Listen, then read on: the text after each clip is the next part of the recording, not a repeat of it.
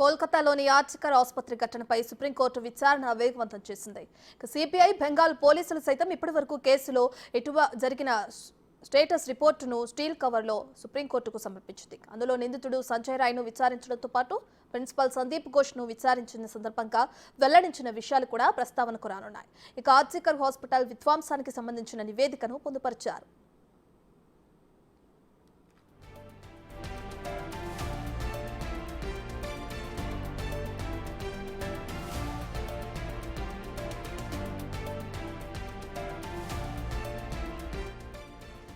గత 6 రోజులుగా సిపిఐ ఇద్దరు వ్యక్తులను నిరంతరం విచారించింది. అందులో మొదట ప్రధాన నిందితుడు సంజయ్ రాయ్ కాగా రెండో వ్యక్తి మాజీ ప్రిన్సిపల్ సందీప్ ఘోష్. సిపిఐ ఆసుపత్రికి వెళ్లి అన్ని ఫోరెన్సిక్ విచారణలు చేసి ఆధారాలు సేకరించే ప్రయత్నం చేసింది. సిపిఐ సిఎఫ్ఎల్ఎల్ బృందంలోని 5గురు వైద్యులు సంజయ్ రాయ్ మానసిక స్థితిని తెలుసుకోవడానికి ప్రయత్నించారు. దానికోసం ఒక డీటెయిల్డ్ నివేదికను తయారు చేశారు. నిందితుడు సంజయ్ రాయ్ వాగ్మూలాలు నమ్మవచ్చో లేదోనని దర్యాప్తు సంస్థ నిర్ధారించేందుకు ఈ పరీక్షను నిర్వహించారు.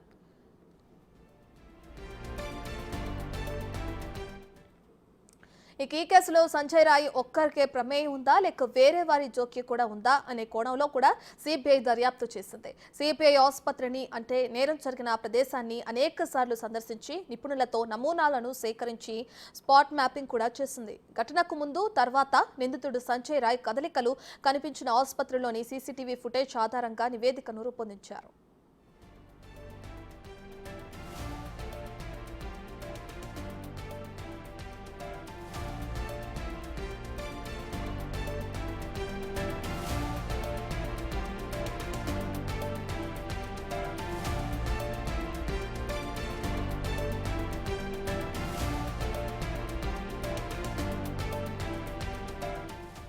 కోల్కతా ఆర్చికర్ ఘటనపై నేడు సుప్రీంకోర్టులో మరోసారి విచారణ చేపట్టింది. కొన్ని రోజులుగా ఆందోళన చేస్తున్న వైద్యులు తక్షణమే విధుల్లో చేరాలని అత్యున్నత న్యాయస్థానం సూచించింది. వైద్యులు పనిచేయకపోతే ప్రజారోగ్య వ్యవస్థ ఎలా నడుస్తుందని ప్రశ్నించింది.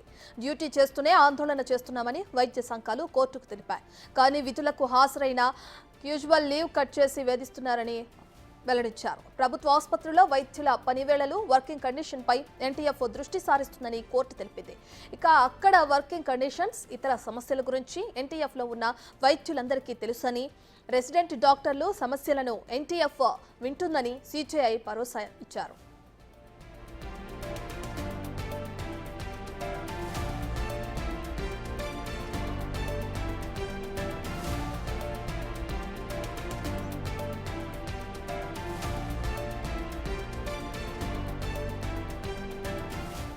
రైట్, ఇదే అంశానికి సంబంధించి మరింత సమాచారాన్ని ఢిల్లీ నుంచి మా ప్రతినిధి శివ అందిస్తారు.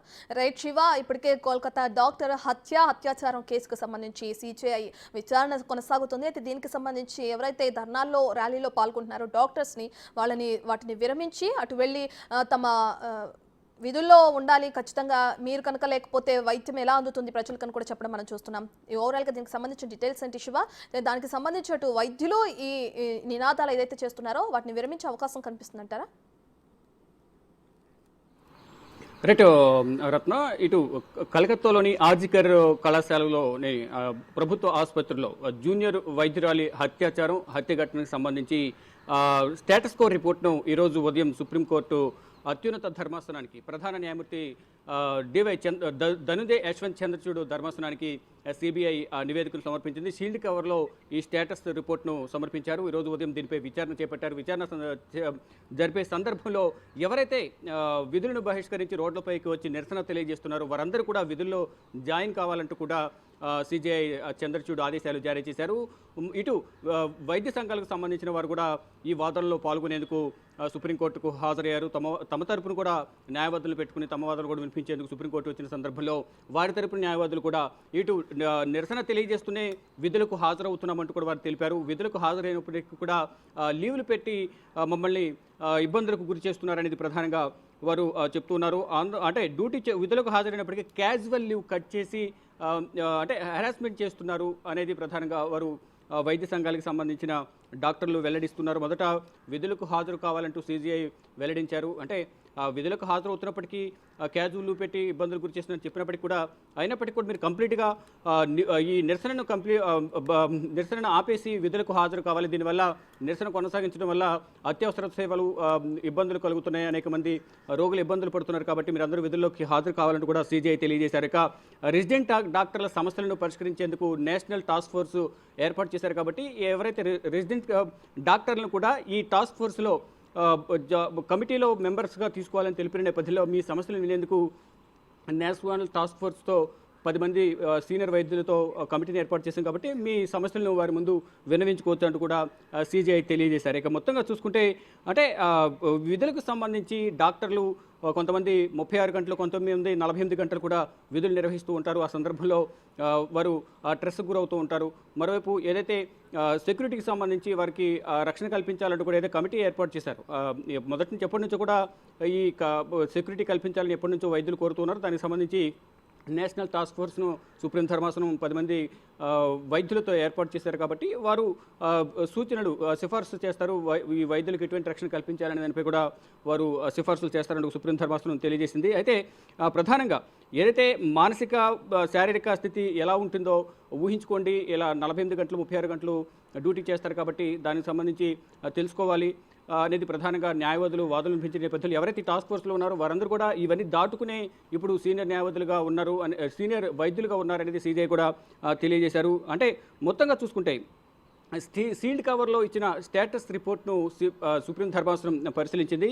అంటే ఈ సీల్డ్ కవర్లో ఏదైతే దర్యాప్తుకు సంబంధించి అప్పటి వరకు ఏదైతే 9వ తారీఖున ఘటన జరిగింది, 13వ తేదీ వరకు పోలీసుల పరిధిలో ఈ దర్యాప్తు కొనసాగింది. తర్వాత కలకత్తా హైకోర్టు ఆదేశాలతో 13వ తేదీ నుంచి సిబిఐ దర్యాప్తును కొనసాగిస్తూ వస్తుంది. నిన్నటి వరకు 6 రోజుల పాటు ఏదైతే ఆర్జికర్ ప్రిన్సిపల్, మాజీ ప్రిన్సిపల్ ఎవరైతే ఉన్నారో కళాశాల ప్రిన్సిపల్ను 6 రోజుల పాటు నేను విచారించారు. అయితే ఈ 6 రోజుల విచారణలో దాదాపు 60 గంటలకు పైగా కూడా విచారించినట్టు తెలుస్తుంది. కానీ దీనిలో ప్రధానంగా సరైన సమాధానం చెప్పడం లేదు, పొంతలేని సమాధానాలు చెప్తున్నారు. ఈ నేపథ్యంలోనే పాలిగ్రాఫ్ టెస్ట్ చేయాలంటే లై డిటెక్టర్స్ ద్వారా టెస్ట్ నిర్వహించాలని ప్రధానంగా వారందరూ కోరుతూ ఉన్నారు. దానిలో భాగంగా సిబిఐ కూడా భావిస్తోంది. దానిలో భాగంగానే ఈ పాలిగ్రాఫ్ టెస్ట్ నిర్వహించాలని వారు భావిస్తూ ఉన్నారు.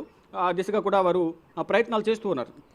మొత్తంగా చూసుకుంటే ఏదైతే ఈ ఎఫ్ఐఆర్ కూడా మృతదేహాన్ని దహనం చేసిన తర్వాత అంత్యక్రియలు ముగిసిన తర్వాత ఎఫ్ఐఆర్ నమోదు చేశారు. అప్పటికే ఈ ఎఫ్ఐఆర్ నమోదు చేసేప్పటికీ దీనికి సంబంధించి ఆధారాలు కొన్ని మిస్యూజ్ చేశారనేది ప్రధానంగా చెప్తూ ఉన్నారు. ఇటు పశ్చిమ బెంగాల్ ప్రభుత్వం తరపున కపిల్ సిబల్ సీనియర్ న్యాయవాది, సుప్రీంకోర్టు సీనియర్ న్యాయవాది కపిల్ సిబల్ వాదనలు వినిపిస్తున్నారు. ఇటు న్యాయవాదుల దీని తరపున కూడా ఇటు ఎవరైతే ఎస్జీ ఉన్నారో attorney general, assistant solicitor general కూడా వాదనలు వినిపిస్తున్నారు. మొత్తం చూసుకుంటే ప్రజెంట్ సుప్రీంకోర్టులో హత్యాచార ఘటనకు సంబంధించి వాదనలు ప్రతివాదనలు కొనసాగుతున్నాయి. స్టేటస్ రిపోర్ట్ సమర్పించారు. ఈ కఠిన చర్యలు తీసుకోవాలని ప్రధానంగా అందరూ వాదనలు వినిపిస్తున్నారు న్యాయవాదులు. మరోవైపు సీజీఐ కూడా ఎవరైతే విధులు బహిష్కరించి రోడ్లపై నిరసన తెలియజేస్తున్నారు వారందరూ కూడా విధులకు హాజరు కావాలంటూ కూడా సీజీఐ ధనంజయ యశ్వంత్ చంద్రచూడ్ ఆదేశాలు జారీ చేశారు. Right, thank you Shiva, thank you.